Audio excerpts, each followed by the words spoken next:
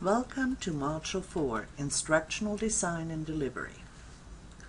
Let's talk a moment about the delivery of your course. Your students should be able to find this information clearly, either in the Start Here area or in your syllabus area. Your course might be self-paced, group-paced. You might not have a due date till the end of the semester. You might have weekly due dates or monthly due dates. Make sure you let your students know what you expect. Remember, patterns are important. In my course, for example, I have weekly folders with weekly due dates, and they are all due on a Sunday at 11:59 p.m. This allows the students to get used to the due dates after the second or third week, and they will not worry about when something is due because they will know it will always be due on Sunday. Consider what makes sense for your course when you set up your due dates and when you give instructions about how the course will be delivered.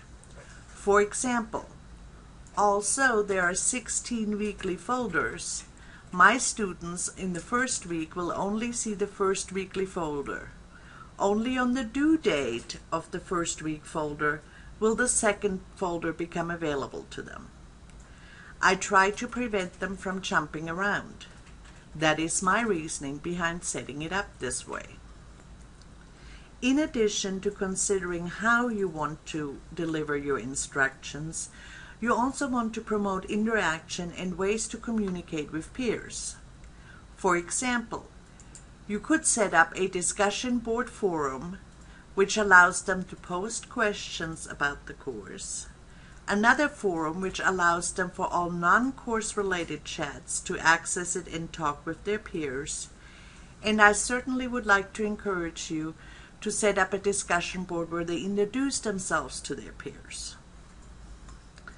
Other forms of promoting interaction and ways to communicate with peers could include instant messenger such as Blackboard Collaborate or Wimba, email, if you set up your email so they can talk with each other.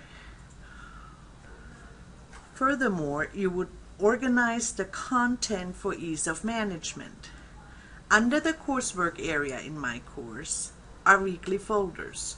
Your folders might be chapter folders, learning module folders. Any one of those will work. Please remember, if you organize by folders, it will be much easier for your students to manage and navigate your course and to access important course material.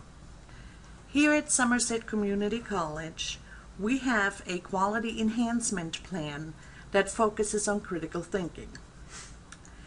Therefore, you would like to build in a critical thinking activity in your online course.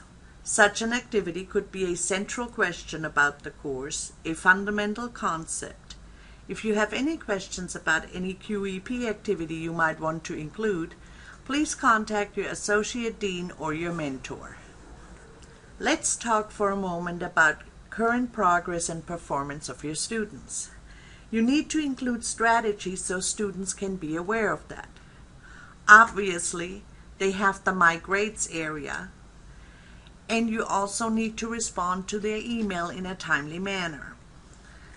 Please remember that students will adjust their learning behaviors by the feedback they are getting from the instructor. 24 hours is usually a good turnaround for email unless you are telling them that you are not available on weekends, for example, or on any day of the week that you might not be available on email. Also remember that when you grade an assignment, you can leave feedback to the user. In this case, it clearly states that this posting was late and therefore incurred a 10% late penalty as per syllabus. You may use any feedback that you wish. This allows the student to understand why his or her grade was either low or lower than expected. I also encourage you to leave positive feedback. If your student has done exceptional work, let the student know. This encourages them and motivates them to continue doing exceptional work.